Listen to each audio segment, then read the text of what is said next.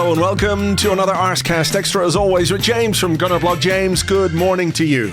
Morning, Andrew. How's it going? It's going all right. It's been a bit long since we've had a goodly morning. That one guy is having the time of his life at the moment. He wakes up every Monday morning and breathes a sigh of relief. Yes! We didn't win again, and it's not a goodly morning. Oh, man. How? By the way, yeah. I don't know if this is the reason for it, but you know the Goodly Morning mugs? Yes. My Goodly Morning mug no longer says Goodly Morning. What does it say? It says nothing, Andrew. It's been eroded by time and tea and dishwashers. Dishwashers. Yeah. So maybe that's the problem. Like, I'm having my morning coffee or tea from a mug that doesn't even say Goodly Morning anymore. Maybe we need some new mugs. Maybe we need to do a new Goodly Morning mug thing, you know?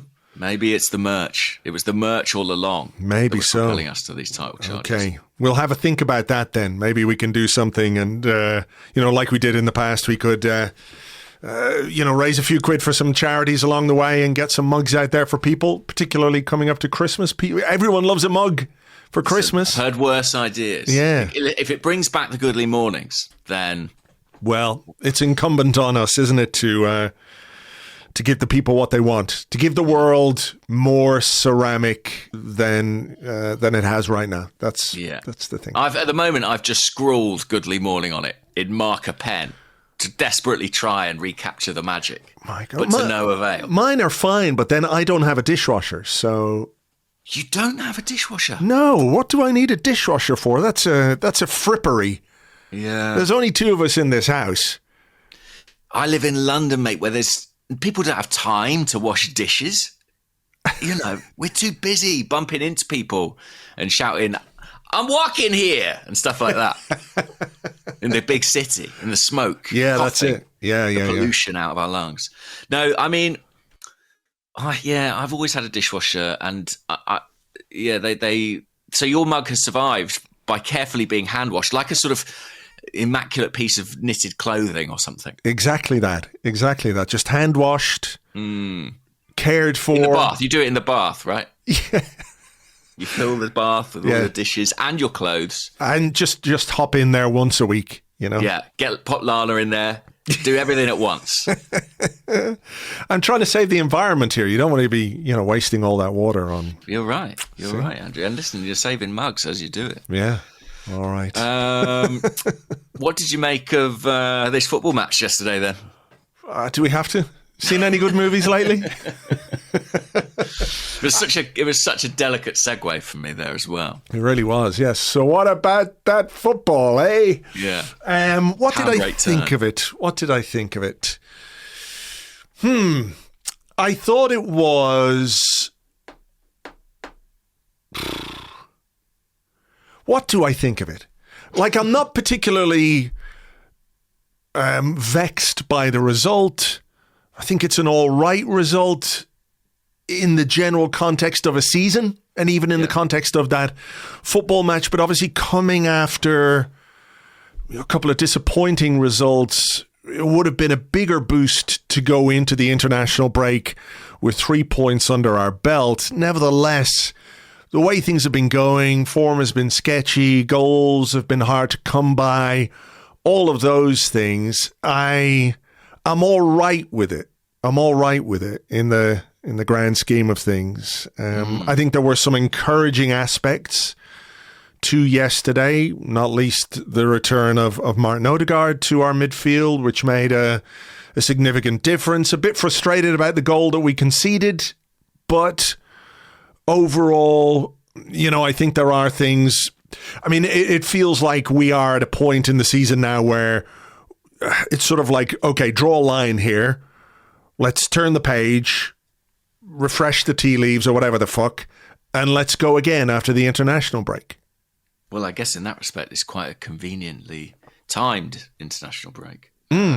Or massively inconvenient if all our players go away and get injured, of course. Well, I'm hoping they don't, although we can talk a bit about Martin Odegaard in a little while. It seems that he has or is on his way to Norway as we speak, which might worry people, and I understand why, but we'll come to that a little bit later on.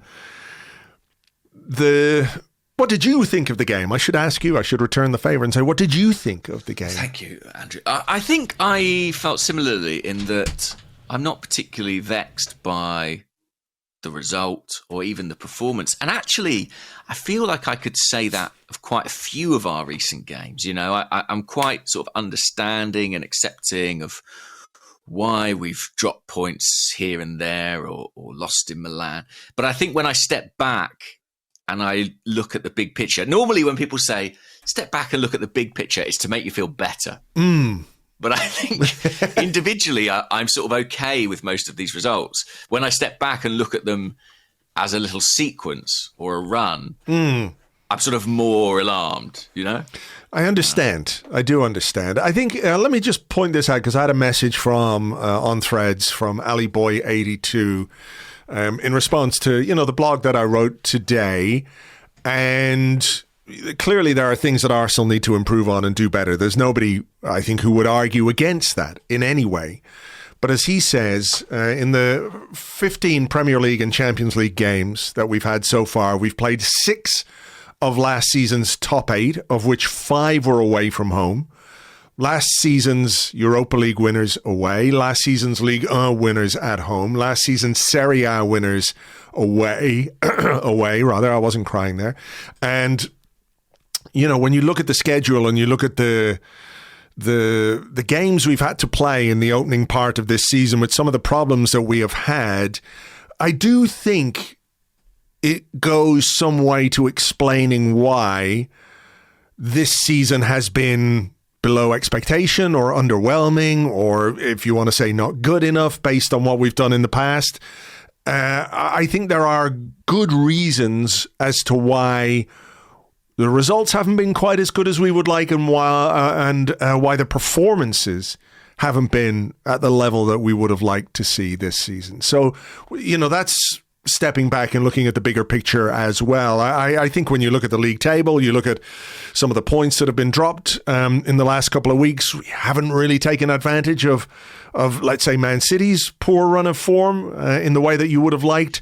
But I also think that there are understandable reasons as to why we haven't quite got the results that we would like. Yeah, I was reading, I think it was Snoona Gunner on the Arseblog Discord who was pointing out that result for result or fixture for fixture, we're not that much worse off than we were from these games last season. I think we lost at Villa last season. We won there this year. We won at Spurs on both occasions. We drew at Chelsea on both occasions. We drew at City on both occasions. Bournemouth obviously is a 3-point flip, and a couple of points in the Liverpool game. We also lost at Newcastle last year as well. I think the point they were making was broadly that we're actually in a retrievable position to attain our points tally last year if we win the games that we won. And, make up some points against Fulham, for example. But there is a but, which is that we are now 9 points off top spot. And I think at any point in the season, especially having played Liverpool once already, that is a fair old chunk. That's going to be not straightforward to claw back. It is. I mean, I do wonder if Liverpool's form and run of results is sustainable over the course of the season. They've got hard games coming up. Yeah, I'm not saying they've had it easy. They've obviously been really, really good so far this season. No question about that.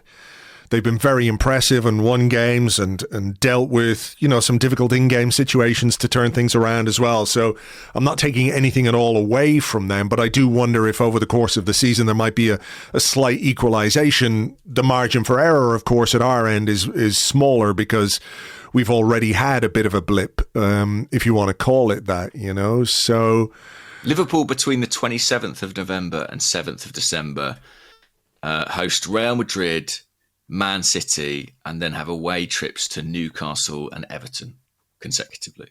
Right, well, we're going to beat the shit out of Everton, so there's no... You would think, but hey, it's a derby. Anything could happen. What I would say is, if they come through those games particularly those league games, unscathed, then I think at that point we will, with regret, have to begin taking them seriously. I'm already taking them seriously. But look, let's sort of zoom back in then on yesterday. And the team news saw Declan Rice start and Martin Odegaard start for the first time since August 31st. A boost on both counts, I think, because there was a big doubt over Declan Rice because of the toe injury that he sustained. More on that a bit later, I suppose. But Odgaard back in, not a surprise to me at all. I know it's quite quick and maybe he's a little bit ahead of schedule, but I think when he is available to you and when he's available to Mikel Arteta, he is absolutely a first pick kind of guy. Yeah, I was a little bit in two minds just because he'd been out for so long as to whether he would start the game.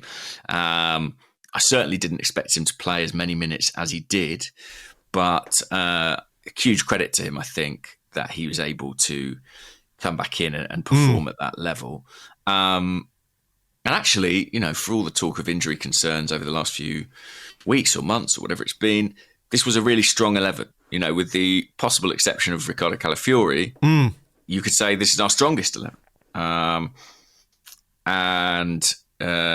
So I felt pretty good about things when the starting lineup came out, if those players were going to be at their best, right? You know, it's always difficult to know when you've got guys playing with injuries or coming back from injuries.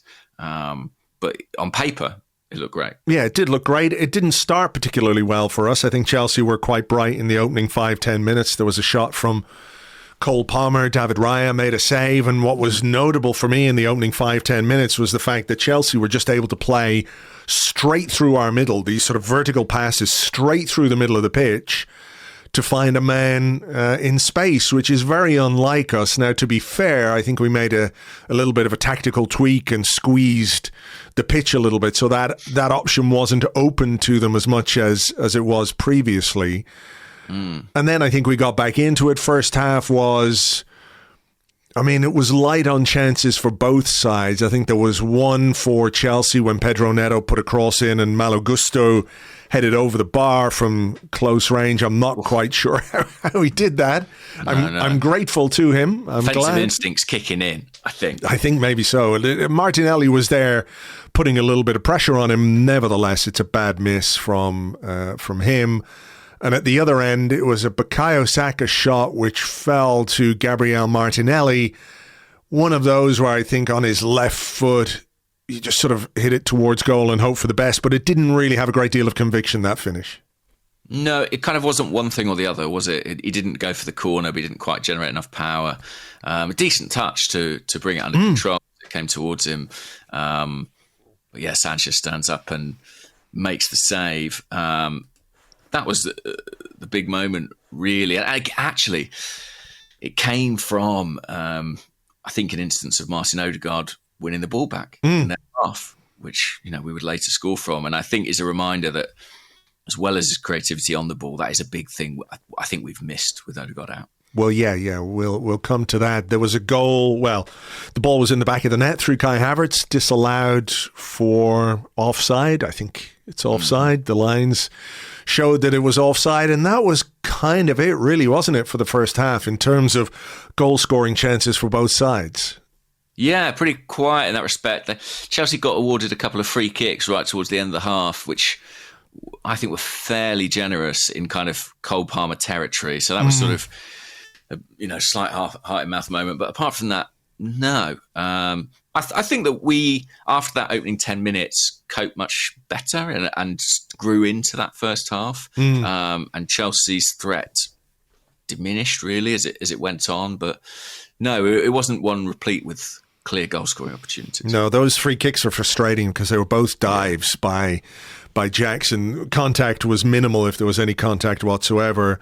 I think they'd put up a graphic not long before that which said, like, Palmer had 2 touches in the previous 15 minutes. Yeah. So Arsenal did really well to sort of nullify him, because when he doesn't get the ball high up the pitch, he's quite happy to drop deep and pick it up in his own half even, or deeper positions, and we controlled that and didn't really let him get on the ball. The free kicks, I think, pretty much summed up his day. Both of them hit the wall, not particularly convincing on either occasion, but dangerous. You do have the worry when they have the ball in that area. Second half, there were moments, I think, from both sides. I think, was it Fofana who had a chance? Got on the end of a cross, Yeah.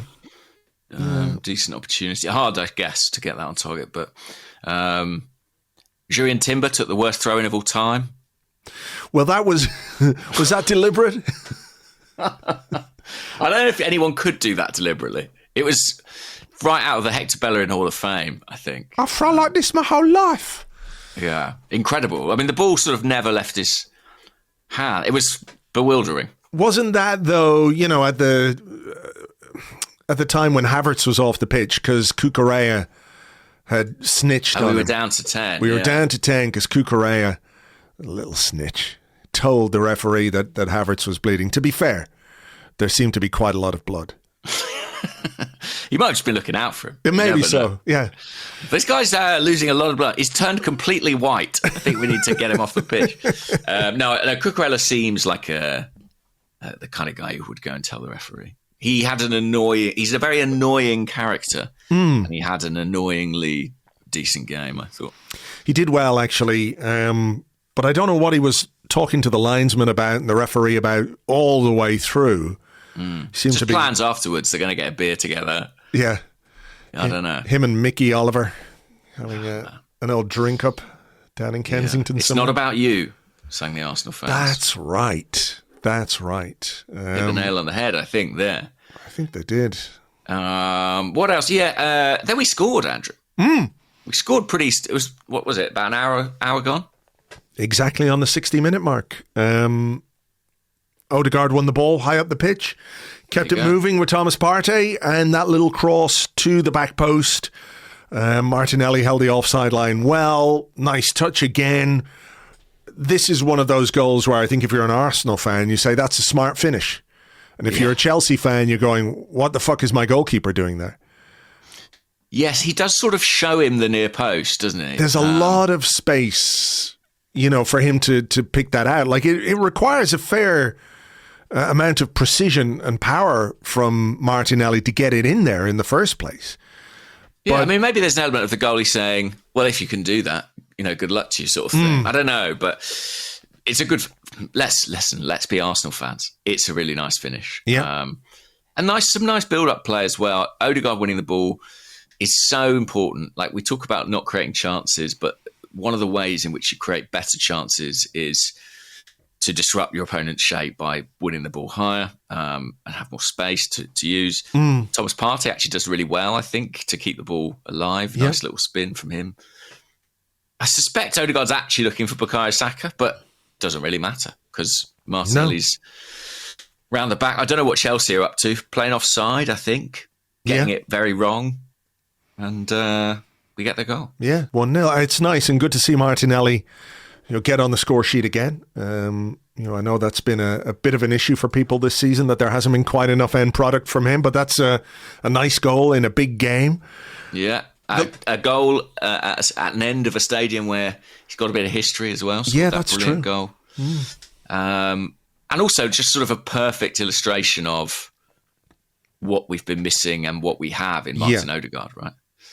Yeah, I mean, I think the influence of Odgaard on how we play isn't just limited to the creativity. The simple analysis is that he gives us the craft in the final third to make passes like that. He sees those passes. He's got the ability to pull them off. And maybe we don't have anyone else to do that. But I think his influence goes beyond that. I think the anticipation he has in the opposition half to try and win the ball, the way he sort of conducts the orchestra, if I want to say it like that, in that he seems to dictate the press and how we press, and he gestures people up and, looks for support. I think he's so influential on how we play, beyond the obvious things that he can bring this team when it comes to his passing and it comes to his creativity. Yeah. And then you've got all the soft factor stuff around it. The fact that he's the captain, he's a leader, the other players derive, I think, a certain sense of confidence from him, even just being on the pitch. He's a huge miss for us when he's out. There's no one else in the squad, I think, who is close to him in that position. And thank goodness he's back. And let's hope he can stay fit this time, because I think yesterday shows just how much we need him. Yeah, for sure. The lead didn't last that long, unfortunately. It was about 10 minutes. I think we had a chance in between that. Timber went on a really good run and cracked a shot not too far wide. He likes those sort of inside runs from left back. He made a couple of good ones at Newcastle, I remember, as well. And he pops up in a kind of second striker position almost. The Tomiyasu run from when Tomiyasu, was it against City? Yeah, created the winner for Martinelli. Good run and good shot. But then, I think it was within 10 minutes, Chelsea got it back to 1-0. Yes. So they got a corner. And I think what happened was they took it pretty quickly. I'm not sure we were 100% set for the corner. So the ball came out. Saliba went out. And then I think this is where I think we get it wrong. Because my initial look at this was, why is Thomas Partey not in the space in midfield? And I thought, he's covering for William Saliba, who gone out left. But when you look at it again, Rice is in there as well. So our two central midfield players have dropped into centre half, ostensibly to cover Saliba, but one of them needed to get out more quickly. One of them needed to step into midfield. I don't think we necessarily cover ourselves in glory with how easy it is for, who is it? Is it Enzo Fernandez to play the pass to Neto? I think Martinelli is just sort of caught looking behind him, doesn't really see Neto go into that space. But when you look at that space right there, you've got Gabriel marking Jackson. I think it's Rice who's got Fofana, who might be still up from the corner, and Partey is there. So it's like, I think Partey needs to recognise that Rice is there, or Rice needs to tell Partey to step up both of our central midfielders in one central defensive position, is what leaves all the space for Neto to run into and make the shot. Yeah, I don't know how designed it was on Chelsea's part. I think we should probably, we don't have to do anything, but we'll give them the benefit of the doubt. It was quite interesting. I mean, Arsenal are so good defending their own box, and particularly aerially. It's interesting, like if you think about the goal Bournemouth scored against us on a set piece, there was a bit of innovation there. And I think potentially here this is quite deliberate in that by playing it short but keeping the centre-backs in the penalty box, I do think they create that confusion over responsibility and who's supposed to be stepping out and who's supposed to be staying with their man. Pedro Neto comes off the line. I think you're right. Martinelli's not really live to that. And after that, it's individual quality, right? So it's a really good It's a good finish. hit. It's a good hit, yeah. It's a good hit. But I think, and Julian Timber, absolutely, there's one replay where you see him absolutely chuck himself at it. I mean, he tries to make up about 10 yards in the split second before Pedro Neto hits that shot. And he very nearly gets it. Yeah, nearly. But I think when Arteta looks at that goal, I mean, he alluded to this in his post-match press conference, I think there'll be not just one or two, maybe even three or four things he might think that Arsenal could have done better. I think it was a slight feature of our game yesterday that we were slow to get out at Chelsea. I noticed it a couple of times in the first half where we just weren't willing to push up as quickly as you would expect. You know, from corners, from set pieces, where when the ball is cleared, you expect the team to step up. And I think maybe we were worried about a ball in behind. I'm not sure. But I think something Arteta said afterwards when he talked about, I want to get these quotes up actually, where he talked about, you know, the physical issues we've been dealing with. I do wonder if those played a part. He said after the international break, I'm praying I have the team fully equipped physically, they're available and fit, because it's been an absolute nightmare for 8 weeks, issue after issue. Not only the ones that are not able to play, but the ones that are able to play only for certain moments, only for certain days, and not able to train. We have players out there, they cannot play more than 60 minutes. They are playing and struggling, you know. So I just wonder if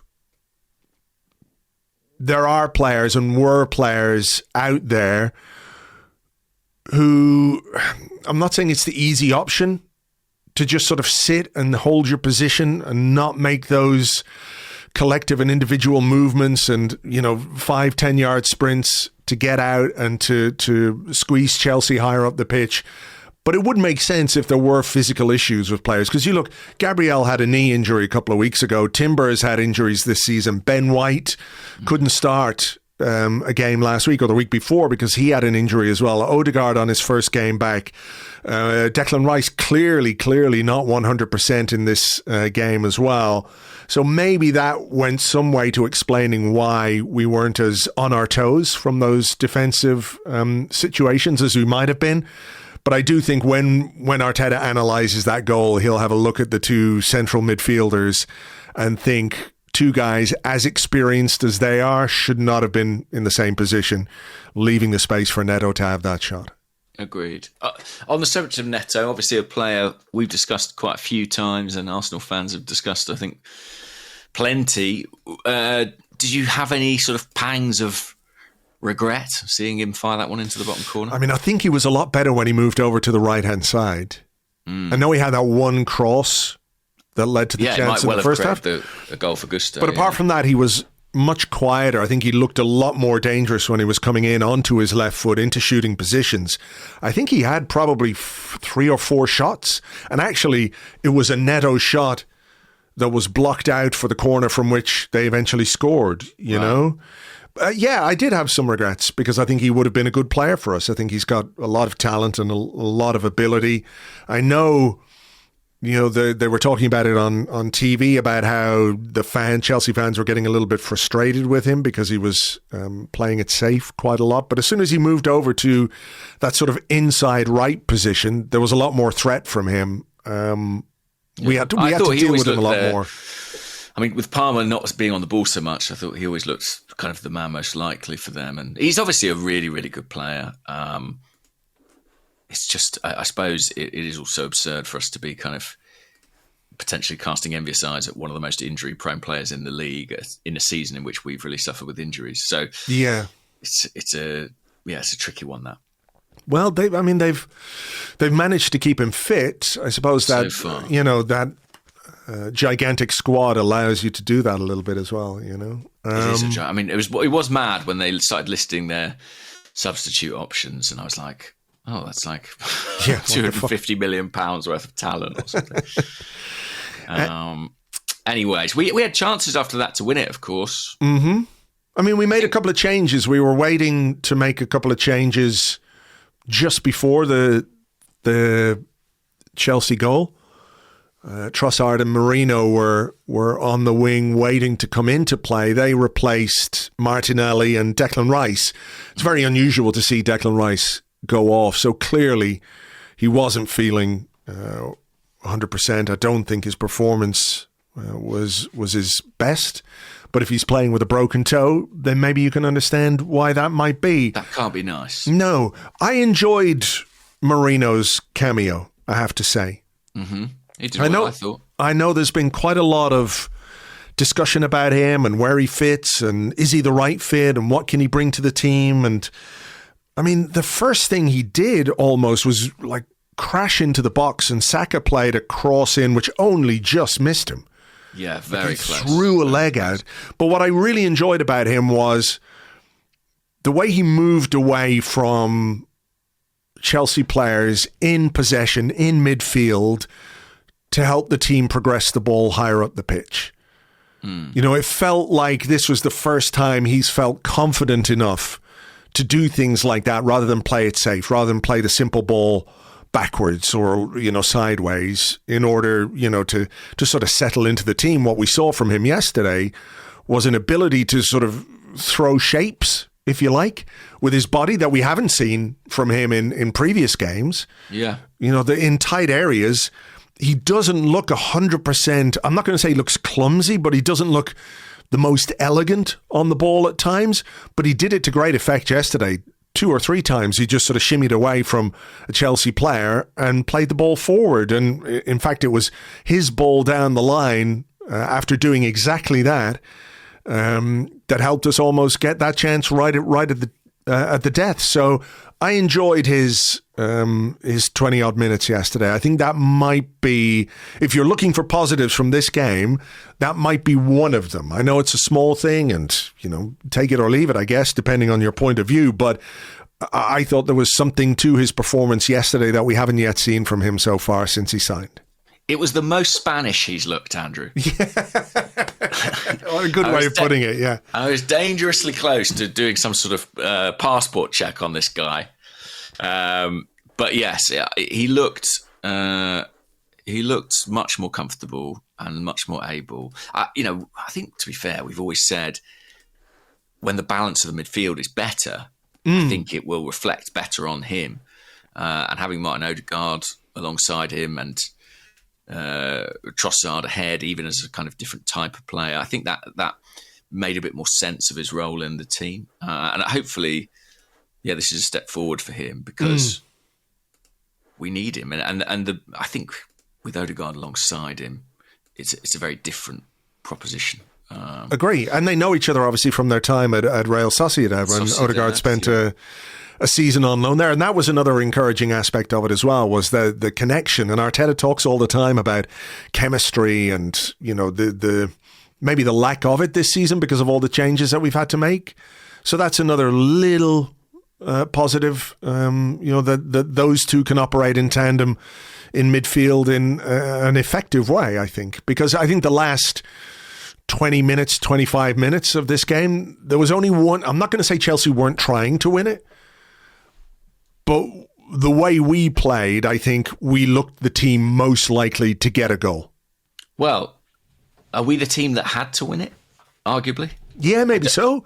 But I think that contributed, you know. I think we had to take the game to them, you know. Yeah, but I think this is slightly analogous to our second half against Inter the other day, where, you know, I think it was too easily dismissed as, well, Inter just let Arsenal have the ball.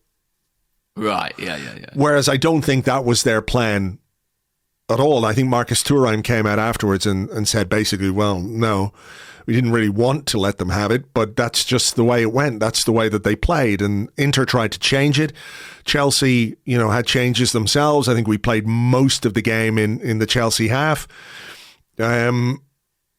So yeah, maybe there was an element of us really trying to push on and win the game because we needed it more than them. But I still think it was, you know, vaguely encouraging that we were able to do that.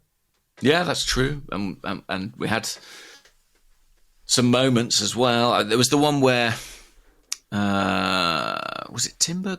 No, it would have been White. Maybe got to the byline and Jesus, I think. Oh, Jesus, you're right. You're right, and pulled it back. But would that have been offside? Was Jesus offside? I think he might have been. Yeah, there was a replay which showed he probably was offside. That was like, 88 minutes? I'm just going to have another quick look. Well, Leandro Trossard will be relieved if that is the case, because he blasted a very presentable chance way over the bar. Yeah, I'm just going to have a quick look here. I think... Yeah, just looking at the replay, I think it's Havertz who plays it down the line to him. His knee is just offside. So it probably would have been, what's worse, you know, scoring it and having it disallowed or just missing it in the first place? I don't know. I wrote in my notes, I'm glad that didn't go in because I would have been so sad to see it disallowed. Yeah. I mean, that's true of the one right at the death as well. Yeah, what do you... So, I mean, 95th, 6th minute, right? We get down the left flank. William Saliba, somewhat inexplicably, is in the sort of inside left channel in the penalty area. It's kind of mad because I'm watching it here. I'm watching it again. So Saliba picks it up off Raya in midfield, turns away, drives through, plays it out to Marino. Yeah, he just keeps going. Keeps going. Nice play from Marino down the line to Timber. I think I really like this pass from Trossard to Odgaard. Odgaard, yeah, it's nice interplay between them. And then he plays Saliba and... I think Saliba does about as well as you could expect a centre-half to do in that position. Absolutely. Like, that ball is on a plate for Kai Havertz. It's absolutely on a plate for Kai Havertz. I think Trossard is obviously just trying to do that little cute finish, just sort of dink it. Help it on. Yeah. Help it beyond the keeper. Havertz is slamming the ground. Trossard's got his head in his hands. Arteta's on the sideline rolling around like a fucking turtle on LSD. And the final whistle is gone. I think that one would have been... I thought it was onside last night. I've looked at it again and again and again this morning, based on the footage that we have, the match footage. And I just think, if I'm looking at it with the naked eye, Saliba's shoulder is probably ahead of Cucurella, who's in the middle. That would have been even more heartbreaking, wouldn't it? Missing it is like, had we scored that... It's really close. I'm looking at it now. It's so close, I think. Are Havertz and Trossard okay when Saliba crosses it as well? I think so. I think they're behind the ball when he crosses it. It's tough. I mean, Trossard took a load of stick for it, didn't he? And I can understand why. They're behind. They're both behind the ball. Clearly behind the ball. Okay, they're behind the ball, yeah. But if you see... Is he within his... I can understand why Trossard's gone for it, because it's there. Yeah, I mean, Graham Potter was on Sky Sports. Right. I don't know if you watched any of it afterwards. I muted it immediately because I didn't want to hear Jamie Redknapp. But I had it turned on just before they were talking to Mikel Arteta, so the sound was on, and they were talking to Graham Potter because he knows Trossard very well, and he basically said there's not a fucking world in which he doesn't try and score that. Yeah, and I think a lot of the time that's what we like about him. He's a goal scorer. But I mean, what is he? What's the distance between him and Havertz? It's like a yard and a half, something like that. Not even. So as that ball is coming across, and you're a striker at the near post, I mean, your instinct is just to try and fucking guide it beyond the goalkeeper. I understand why he took the shot. Yeah. I know and we're talking millimetres as well. Like, if the point of contact with his boot is 3 millimetres in the other direction, then probably the ball ends up in the net. So I understand the criticism, and I know there's a bit of frustration with his performances more generally. But I think he's within his rights there. I think so too. Should he score? Yeah, probably, and he'll think that today. Mm-hmm. But that's being a forward. Like I'm watching it, right? And there's a sort of replay where you can see Trossard and Havertz. There's no shout from Havertz. They're both just looking at the ball. They're both just looking at the ball. And I think, another day that could just skid all the way through to Gabriel Jesus at the back post. Exactly. Like if Trossard misses it, Havertz scores. Yeah. It's just like I said, it's just one of those breaks you need to go for you a little bit. And then it gets ruled out for offside. And then it gets ruled out for offside and we all cry.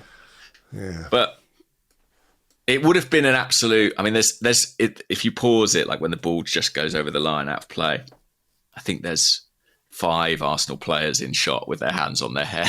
Yeah. And 2 on the floor. Yeah. Including the manager.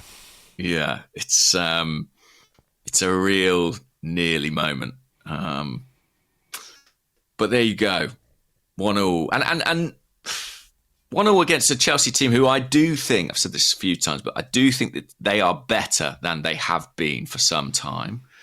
I think that the manager there is getting something out of them. Well, I think that's true of last season as well. I think in the second half of last season, they were improved under Pochettino. That's true. That is true. And they sacked him anyway, of course, because it's Chelsea. But it's not a bad result in isolation, but in the bigger picture, did we need to win it? Maybe. I've got a theory about City, by the way. Go on. We know they keep losing all these football matches. Yeah, it's great. It is, but I think they're playing possum. No. I think it's so... They're like, please, Premier League, don't relegate us. We're so rubbish. Like they're like, don't worry about us. We're just little old Man City. We can't even win a football match. And then they think the Premier League's going to go, okay, or the independent jury or whatever is going to be like, okay, yeah, no, don't worry about them. Going like they are, they'll probably relegate themselves. And then they're like a phoenix. They'll roar back. The old rope-a-dope. Yeah, that's what's happening here. I don't think so. I don't agree. I was watching that game the other day. Quite enjoyable, I have to say. Please don't relegate us, Premier League. I don't think that's going to work. I don't think it'll work. We can't even beat Bournemouth, please. That's what they're doing. So you watched them, did you? Yeah, I watched them. It was fun. Well, they were on first half. They were good, weren't they? They were well on top. Yeah. But then they lost, and it was great. And Haaland nearly lost his mind. I guess all that staying humble has had an impact on him. I loved Brighton's winning goal, actually. Nice goal, that. Just like the way that they sort of played the guy ended up sort of going through. Nice interplay and nice finish. Yeah. Real shame I can't enjoy their demise more. More. I think that's the important word, more. Oh, I'm still enjoying it. Still enjoying it, but more. I mean, just sort of coming back to finish up on this game. Yes. You know, we'd lost our previous two away from home, and we lost against Bournemouth away from home as well. So it's not been a good run at all. And I think obviously 3 points would have been ideal yesterday. It would have lifted the spirits and boosted the confidence ahead of the international break. But I think it was also important that we stemmed the tide a little bit, you know, and it's tough, you know. You can say maybe we deserved a bit more against Inter. I think perhaps we did. Newcastle, absolutely not. In this game, I don't think we can really complain about a draw. No. But there were things about our performance second half yesterday that were encouraging, that I think we can hang on to a little bit. You know, the return of Odgaard, the impact of Marino in a positive way, the sort of wafer-thin margins of the chances that we had that Trossard thankfully missed, which saved us from goals being disallowed, you know. But you're talking maybe about having 3 goals disallowed in one game, which would have been absolutely maddening. But there was a bit more to us in the final third. I know there are a lot of questions. I know there's a lot of room for improvement, and maybe we'll get to some of those in the second half. But I think, like I said a bit earlier, it is now time to sort of draw a line in the sand. Hopefully over the course of this international break, you know, we can say to Saka, we can say to Rice, you're not going away with England. If you can't finish a game for us, take 2 weeks off. They've played so much for club and country in the last couple of seasons, both of them, you know. In particular, they couldn't be begrudged a couple of weeks off. And by a couple of weeks off, I mean just training rather than playing Nations League games for England, you know. Get Calafiori back, get Tomiyasu back, get players fully fit again. And hopefully when we return, you know, all of those things will allow us to build a bit more fluency and a bit more rhythm to the football without all the interruptions and issues and injuries and things like that. Plus, we might even get to play a game or two at home. Feels like we've been away so much as well, doesn't it? Yeah, that would be nice. And I have to say, you know, apart from Liverpool winning, results elsewhere in the table were pretty good for us this weekend. You it hadn't escaped my attention. In fact, it had been brought to my attention by more than one Spurs fan that there was a scenario where they could be above us by the end of this weekend. Fortunately, they're Spurs, so that did not happen. In fact, very much the opposite happened, and they lost home to Ipswich. Aston Villa lost. Nottingham Forest got beat. So when you take a look at the Premier League table, it doesn't. There was a real possibility that we could have been sort of 7th or 8th, and it looked really glum this morning. Yeah, very gloomy. But I don't think it looks quite so bad right now. Although that 9 points to Liverpool, is pretty daunting. Yeah, I'd like to continue this discussion because I think there's been quite a lot of analysis of Arsenal this season, which I think is interesting. Not all of which I necessarily agree with. So I'd like to delve into that a little bit more in part 2. So why don't we take a little break here? Should we do that? Okay, we'll take a break. We'll come back with your questions and more in part 2 right after this.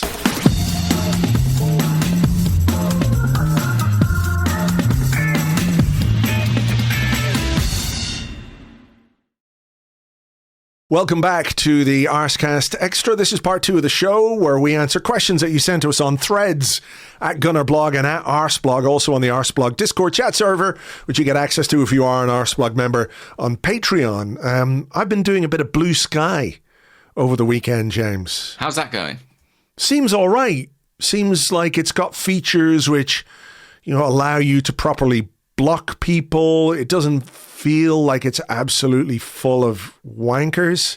Okay. Because it's smaller, obviously, so there isn't that sort of proliferation of cunt bags like there is on some of the other social media networks. So I'll keep an eye on it. We're on there. I think you're on there as well. So I am on there, yeah. I haven't really started using it, but maybe I will at least cross-post and see, how things develop. See how things develop. All right, let's get on with the questions anyway. Do you want to go first? Yes, I'll go first because it's sort of hot off the press. It's from Bakes on the Discord, this question. And it says, how many minutes into the first Norway game will Odegaard's ankle explode? No! And this is a reference to breaking news this morning via Stahl Solbakken, the Norway coach, that Martin is on his way to join up with the Norway squad. Now, in fairness, I don't think it quite says that he's been selected and will feature. It says that he's on his way and he will be assessed. Which, it's a bit weird because about a week ago, he said that he wasn't going to be involved. Do you remember that? They picked a squad without him. They picked a squad without him. So I'm kind of hopeful that this is just sort of Arsenal playing ball and saying, yeah, his ankle's still sore. Go and have a look at it yourself. If you don't believe us. And Martin goes and they bend his ankle and he goes, ooh. Ow. And then he comes home again. Ouch. Yeah. Please don't make me play the internationals. I mean, there's another part of me that thinks maybe he's feeling all right, and he's obviously had a discussion with Mikel Arteta and the medical staff, and it's possible, I'm not saying it's likely or this is the case, but it's possible that he has said, to get back to match fitness more quickly, I could play a bit for Norway during the international break. And I think there is some logic to that, right? There is some logic to the idea that if he goes and plays half an hour here, half an hour there, then maybe it's beneficial for us. Better version. Exactly. He hasn't played since mid-September. This was his first Arsenal start since August 31st, yesterday. So, credit to him for doing 90 odd minutes as well. I think he was visibly tired towards the end, but still contributing. And I think it says a lot about his character and about, as Arteta said, how well he looks after himself. So I can see that there might be some logic in him getting a few minutes for Norway, but I can't help but be very, very, very, very afraid.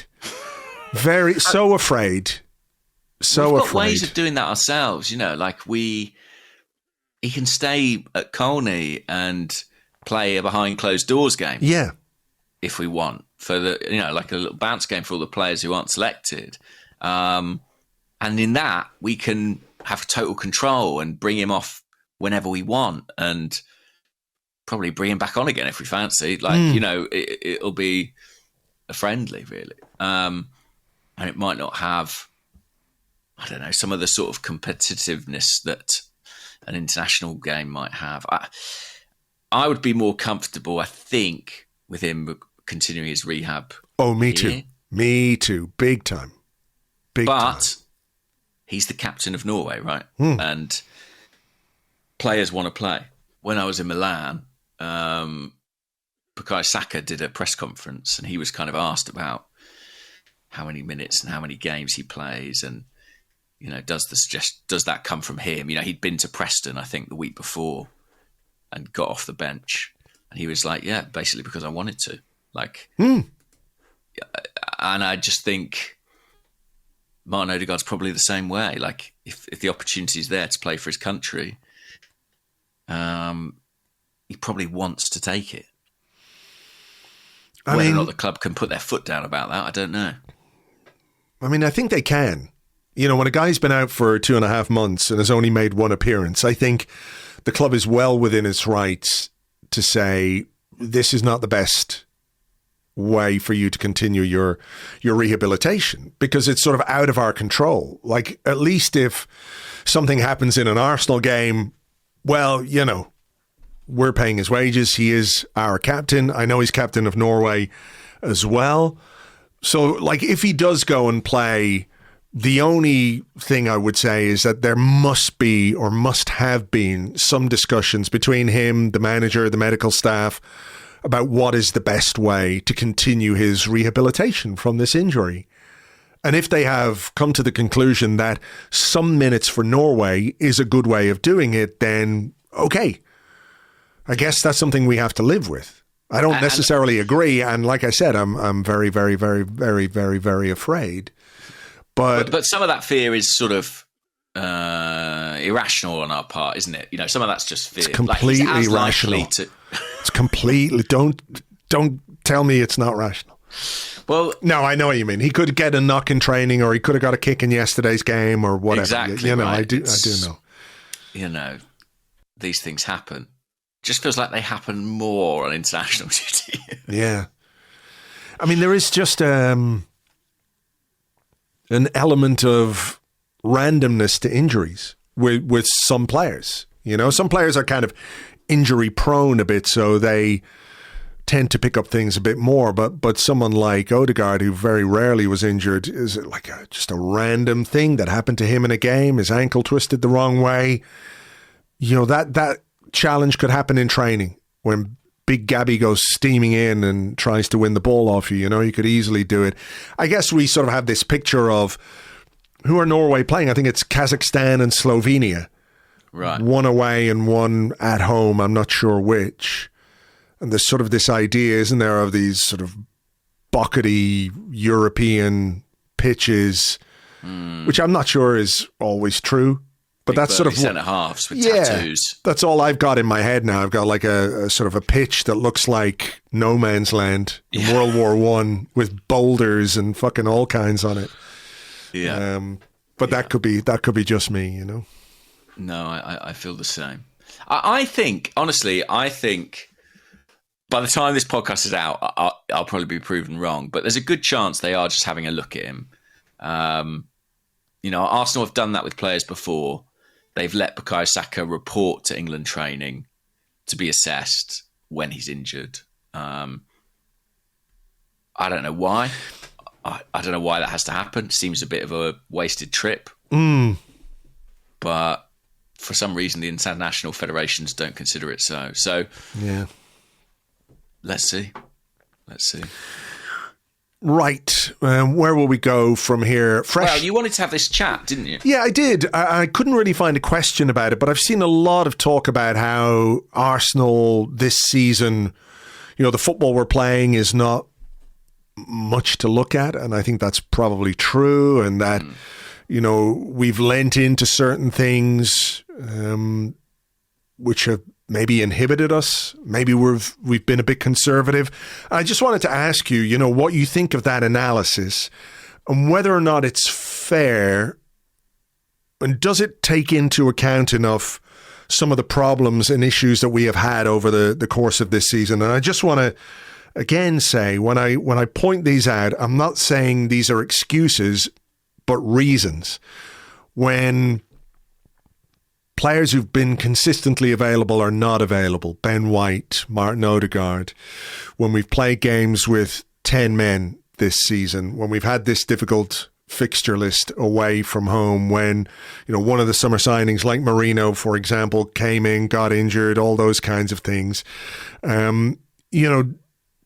How worried are you about what you've seen from Arsenal in this first half of the season? Do you think that is truly representative of who we are now, or is it more a case that we have had to try and cope with a lot of stuff that last season and the season before we didn't have to deal with, and therefore there was more rhythm and fluency to our football?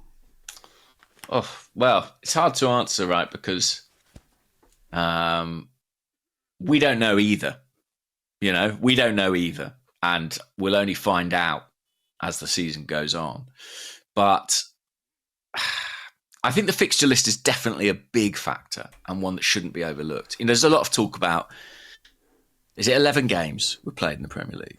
Yeah. And there's a stat around this morning about teams never recovered from this kind of points deficit to win the title after 11 games. But I think when the season is only 11 games old, it's a small enough sample that it really matters what those 11 games were. And Arsenal have had hard games in that run, like tough fixtures. I think they've had one of the toughest sets of fixtures in the division. And so I definitely think that's something that needs to be considered and given a bit more weight in the discussion. I think there is a bigger thing happening around Arsenal where, and we've talked about this a bit before, I think they're at a very awkward point in terms of how they're discussed and how they're analysed, where they have lost any kind of underdog tag. They were expected to be in the title race this season, and by some expected to win it. So naturally, anything less than that is going to play out as a disappointment. I think they're also in this kind of tricky phase where they've lost that underdog status. There are all these big expectations. They've spent big money, and yet they don't have the prestige of being winners as yet. So I think they're kind of fair game critically. And I think that plays into a lot of the narratives around them. But at the same time, all that said, like I saw Mikel Arteta's press conference last night, and he was talking about the injuries and saying it's as close as he gets really to sort of referencing them as a reason or an excuse. And he was saying, I think he said he just prays that after the international break, everyone can stay fit. And obviously I hope that happens too.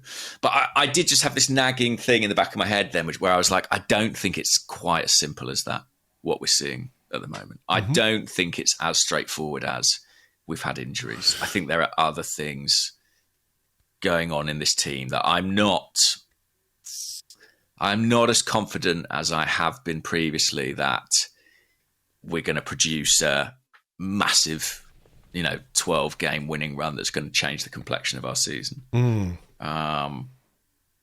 So it's not, it's a complex picture. Why do you think that the analysis is a bit unfair? Just a little bit. Like I think there are myriad reasons as to why we haven't been at our best. Yeah. I think there are gaps in the squad as well. Well, that's the thing. For example, like the absence of Martin Odegaard, right, has definitely been damaging. But a lot of the criticism I've read has been well, Arsenal should have done something to accommodate for the absence of Martin Odegaard. They should have foreseen that this was a possibility. I think that's quite a fair criticism. I agree. I don't think, you give yourself any wiggle room when Odgaard gets injured and in the same summer you've let two players who could have filled that role go. Now, the discussion about what or how effective Fabio Vieira or Emile Smith-Rowe might have been, that's a separate discussion, right? Totally. But you still would have had at least one of those players in that position to play those minutes. Yeah, and also it's fine to let them go. It's fine to let them go. Yeah, replace them. Yeah, replace them. I think we have a fairly significant issue with Gabriel Jesus, who, the longer it goes without him delivering, at the highest level. I know he did score a goal, but it was against Preston in the EFL Cup. Yeah. It's been a long time now since he scored or made an assist in a big game or a top-level game, with all due respect to Preston and the EFL Cup. Raheem Sterling, we had a discussion last week about him, didn't we? And didn't even get on the bench against Chelsea. Wow, what a waste of space. But, I think those... I think those he was stressed he wasn't eligible. Yeah, I know. I think people would have got that. But I think you have to acknowledge that if you've got two players in your squad who aren't doing it or don't look at the level, and they're two very experienced attacking options, it doesn't give you a lot of scope to change games and do things within games. So I think there are 100% things that we need to improve on, and that the squad building over the course of the summer maybe wasn't sufficient to get us to the next level. You see, I don't even think we needed to go to the next level. I think we just needed to maintain our level. Yeah. But again, I'm coming back to injuries, post-Euro summer, post-tournament summer, suspensions, red cards, difficult fixture list, all of those things. I think those are reasons. But I also think there are aspects to our game which need to be improved. I think we have become a little bit risk-averse. Maybe that's why I was so enamored with what I saw from Mikel Merino yesterday, a player who came on the pitch and decided, right, we've got to play forward. If you want to win this game, we've got to get the ball into the Chelsea half and we've got to do it more quickly. Things like that, where I think there has been a sort of conservatism, which I think goes hand in hand with the problems that we have, right? I don't think you can argue against that we have become a little risk averse, a little cautious, a little less, is debonair a word that you can use about football? I'm not quite sure, but when we were flying and when this team was at its best, it really felt like, there was a momentum to our game and a fluency to our football and an inevitability about what we were doing in the opposition half. Like, you've watched us this season and you think, well, maybe we'll score. Yeah. If we get the ball forward and we get it into a good position and we cut it, maybe we'll score. Enough corners. Yeah. Maybe we'll score. Whereas last season, I never thought that. I never really thought that. I know we had some games where it didn't quite happen. But, when we got going and when we got into the opposition half, I was like, yeah, we're going to score a goal here. We're going to score 2 goals here. We might score 3 goals here. So I think that has changed. But I think at the heart of it, the players that we have are certainly capable of better than we've seen this season. So maybe, it comes back to how the managers try to deal with those problems and those injuries and those absences. And I think yesterday, as you said, was maybe the first time that we've heard from Mikel Arteta about how the injuries and how the physical issues that many of his players are dealing with have impacted performances. Because he basically just says, well, injuries, we've got to cope. Every team has got to cope with injuries. And he's talking about not just players missing, but players who, were maybe out on that pitch yesterday who probably couldn't and shouldn't have been doing 90 minutes, and that in itself has an impact on how you can play. Like when you didn't see Ben White make one overlapping run yesterday. Because I don't think Ben White can make those overlapping runs and get back. And I don't think it's coincidence that Arteta's spoken about that at a time where there isn't a game for 2 weeks. Yeah. Like, I think he wouldn't allow that into his discourse with a match 48 hours away because he wouldn't want that to get into the minds of the players. Sure. So he's picked his moment there. It's a really interesting one. I think some of we talk about our attack a lot, and I just want to sort of slightly move the conversation along because Josh Bennett has been in touch and said, we haven't kept a league clean sheet since Spurs in mid-September. For several of those games, we've had a fit first choice back four and Rice in front of them. What has happened to our once solid defence, and why do we still appear to be resting on the expectation that we only need to score once because the opposition will find it hard to do so? I don't know if we rest on that expectation, but I think we did win games last season with a fairly parsimonious defence. I mean, I can't really say for sure what's gone wrong or what the issue is. You could go back and you could analyse all those goals and probably find a way where we could stop them. We talked about the goal that we conceded yesterday against Chelsea, that there is this just big space in midfield for Pedro Neto to run into and crack a shot at goal. That doesn't usually happen. And you can analyse it to death, but the reality is we were disorganised. We didn't get ourselves back in position quickly enough after a quick corner and paid the price. So I don't know if it's concentration, if it's just a bad run. I'm not sure. I think it's all connected. I do think, look, the best defence in the league this season statistically is Liverpool's, right? Now, granted, they've had fairly kind fixture list, but they've conceded 6 goals, which is half what we've conceded. Do I think Liverpool have the best back four in the league? No. Do I think Trent Alexander-Arnold is the best defensive right back in the league? No. Do I think Andy Robertson's the best defensive left back? No. Have they got Virgil van Dijk? Yes, he's outstanding. But Alisson's been out for long stretches this season. And yet there they are with the best defensive record in the league. And I think it's because they attack well. Yeah. Like, they're the best attacking team in the league. So they attack brilliantly. They dominate games, dominate possessions. They win games and control them. And that, I think, is the misconception about our defending. This idea that sort of last season we kept all these clean sheets by backs to the wall, defending the edge of our own box. That isn't true. We kept clean sheets by keeping the ball in the opposition half. And I think your defence is only as good as your attack, really. Because what you need is to be on the front foot all the time. And I don't think we've been good enough to do that so far. And that's why, if you have spells in games where, let's say you're down to 10 men, or let's say you aren't keeping the ball, you are on the back foot, you are defending the edge of your own box, you know what? Sooner or later, you're going to concede a goal, right? Doesn't matter who you are. If you're facing enough crosses into your box, you're probably going to concede a goal, or whatever it is. So, yeah, I think I don't so much look at Gabriel and Saliba and White and Timber and think, what are they doing wrong? I just think as a team, we're not doing enough to dominate. I think that's a good point. Because, you could say last season that our strong attack or our attacking prowess was based or at least informed by the fact that we had such a quality defensive platform, but maybe the two things go hand in hand. Yeah, I think they definitely do. But yeah, it's.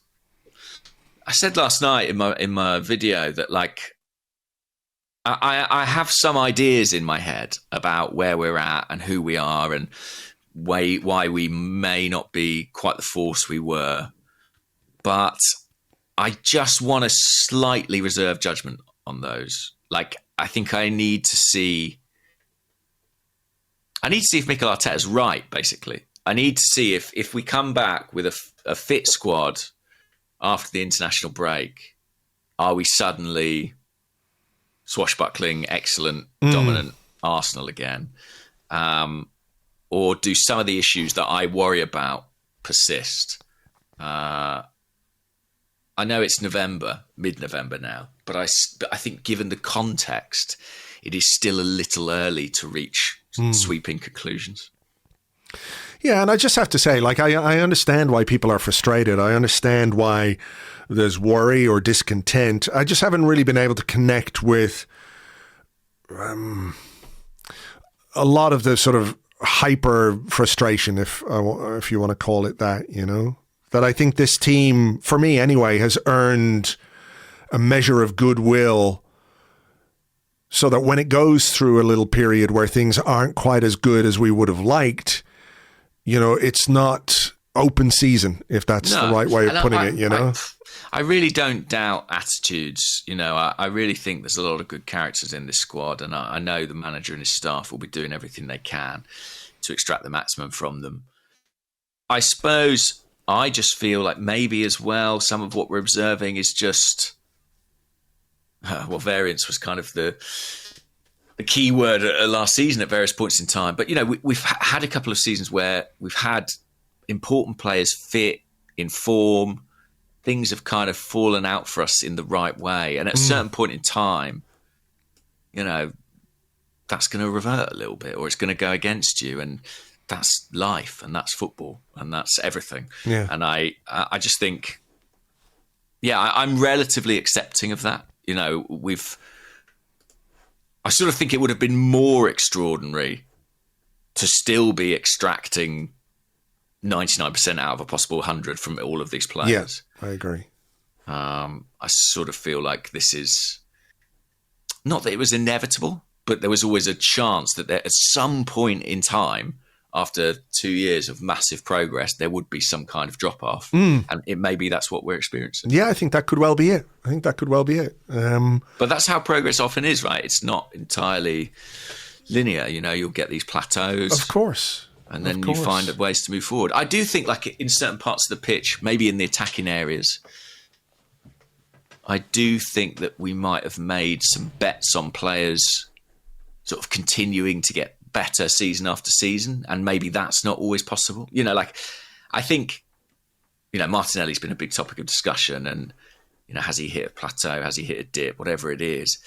I think we've never you know, maybe that's something that could have been foreseen, or even Kai Havertz. Like, Kai Havertz is doing really well. This is not meant to be a criticism of Kai Havertz, but do I believe that after the second half of last season, there was another level for Kai Havertz to go to?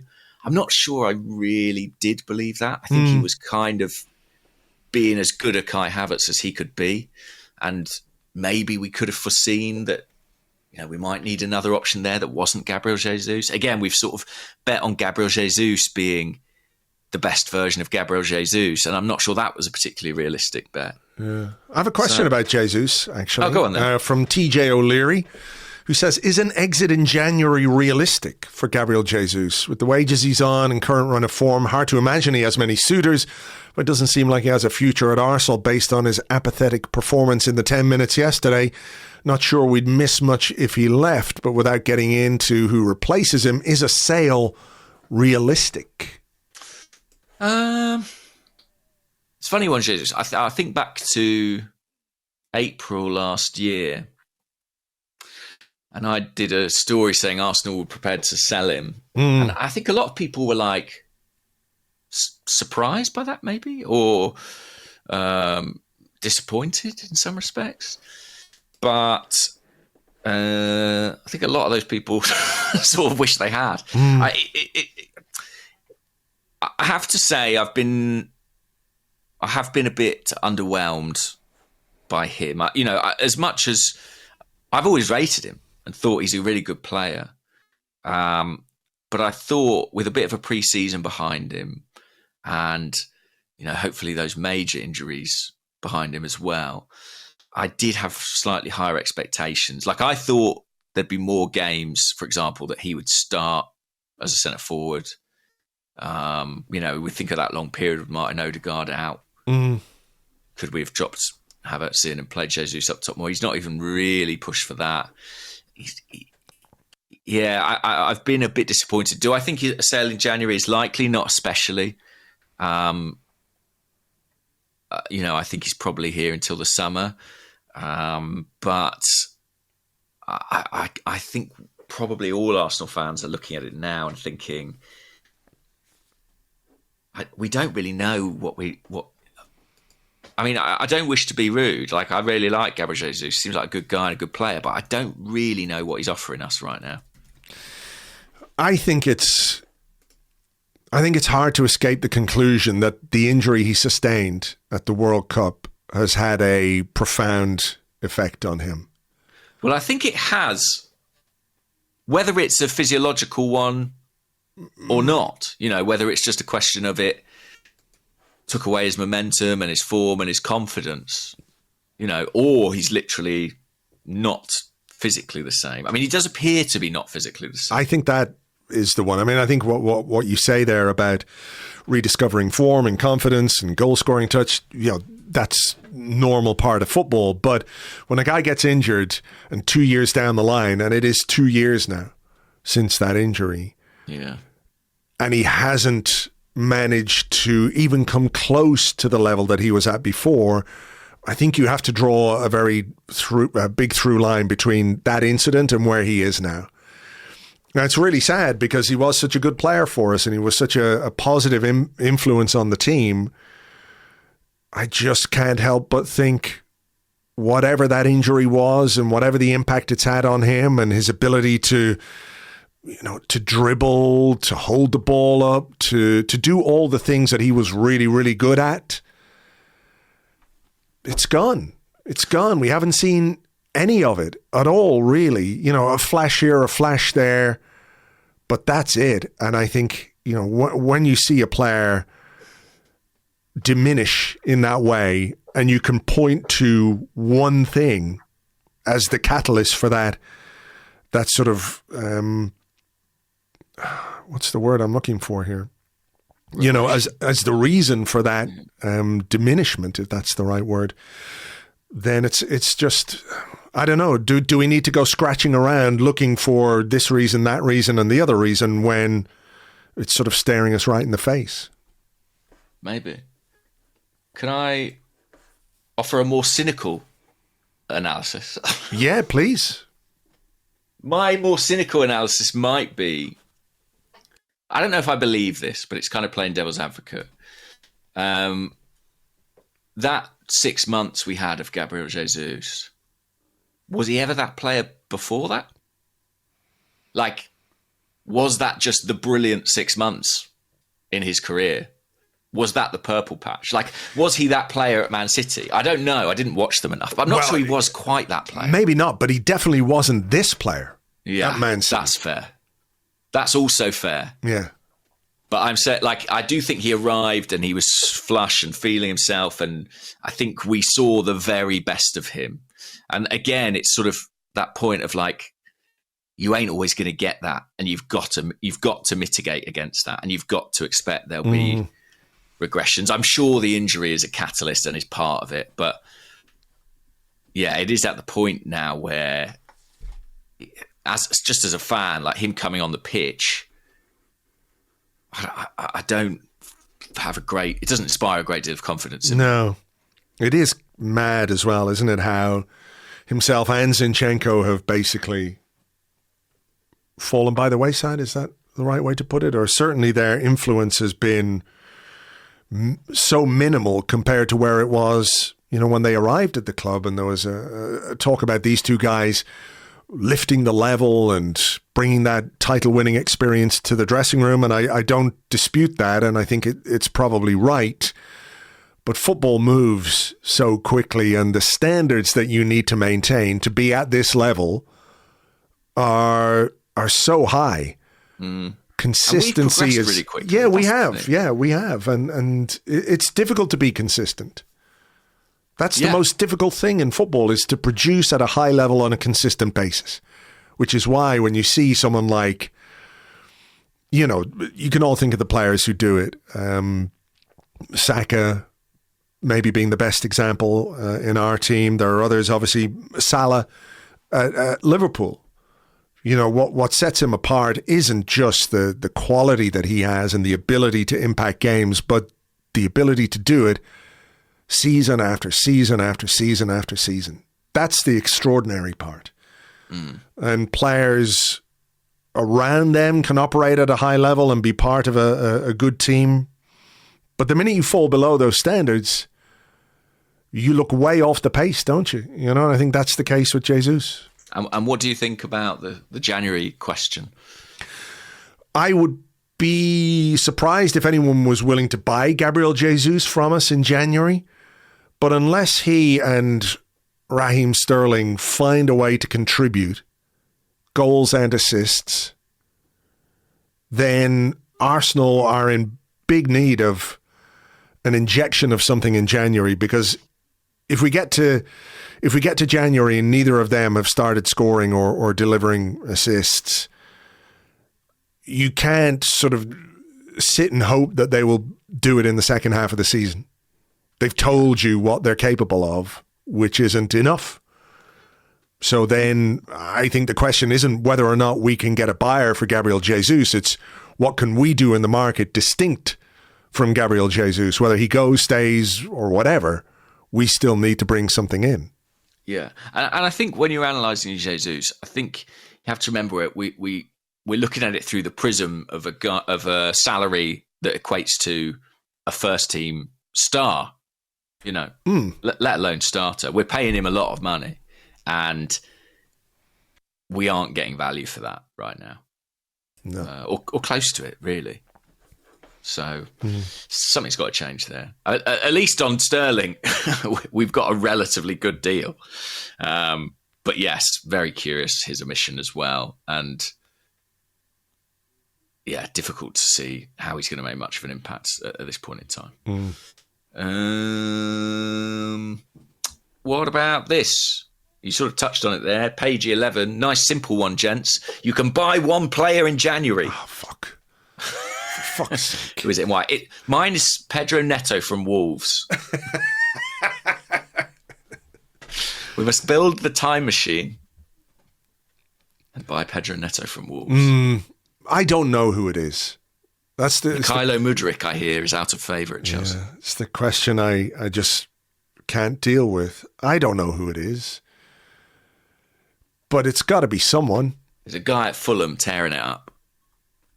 Young Reece English Nelson. kid, homegrown. Reece Nelson? That the guy? We actually had a question about Reece Nelson. Go on. Because I don't really want to answer that question about who it is and, just address the need that the squad has. Yeah. Come on, Jason Ato. This is your time. Jason, whoever you are. Jason Tato. He also owns a crisp factory. Jason Tato. He owns a crisp factory in Ireland. Potato entrepreneur turned sporting director. Yeah. The Irish Portuguese mastermind behind Arsenal's recruitment. Yes. There's a headline from The Athletic right there. The question about Reece Nelson comes from Breakthrough on the Discord. He says, Reece Nelson appears to be cutting loose and playing out of his skin at Fulham. Meanwhile, Raheem Sterling is barely getting off the bench at Arsenal. I can't be the only one thinking we might have been better off retaining Reece Nelson. Having said that, maybe he's thriving playing in a less rigid system under Marco Silva. Was he perhaps being stilted by Mikel Arteta's strict tactics, or is it perhaps a confidence thing? Have you watched much of Fulham? Yeah, I watched a bit of them the other day. Yeah. It's good fun. Like, if Arsenal are getting you down and you're not enjoying it, I'd say tune into a Fulham game, because it's kind of has like a Carabao Cup feel to the whole enterprise, with former Arsenal Academy kids playing in the first team and playing some nice stuff. It's not just nice stuff. Yeah. Reece and Emile, but Alex Iwobi as well. Yeah. He's a good, fun player. Like, I really like the player I always quite liked him at Arsenal, but I kind of like what he's become. And, there's not the pressure of watching Arsenal and the agony of, the risk and danger. And what happened to that guy who was scoring all their goals last season? What was his name? He just seemed to go on this crazy run of... I don't actually remember. What was his name? Fulham squad. He just kept scoring. A striker? Yeah, he was a striker. Not Raul Jimenez. Not Raul Jimenez. Rodrigo Muniz. Oh, yeah. Muniz. He's only got 1 goal this season. And last season, he went on a really good run. I think he scored. Towards the end of the season, I think he was scoring every other game, thereabouts.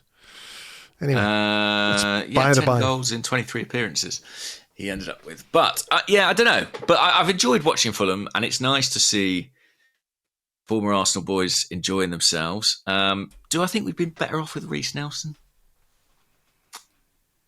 Well, if Mikel Arteta was prepared to use him, then maybe. Genuinely, he gave it the old, if Raheem hasn't played, it's my fault in the press conference. Yeah. We've heard that before. Yeah, which is Mikel Arteta code for it's absolutely not my fault.